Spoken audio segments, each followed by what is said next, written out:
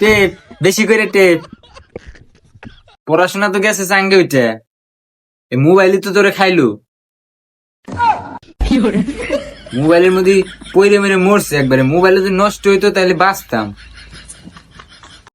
এই মোবাইলটা যদি নষ্ট হয়, নষ্ট হইলে পরে আমি নাই উঠবো। যাইতেছি আমার পরে খালি ম্যাক্সিমাম গাছের গাছের গাছের পাতা পর কি আন্দাজ পড়তেছে ওই দেখতেছি। সবুজ ম্যাক্সিমাম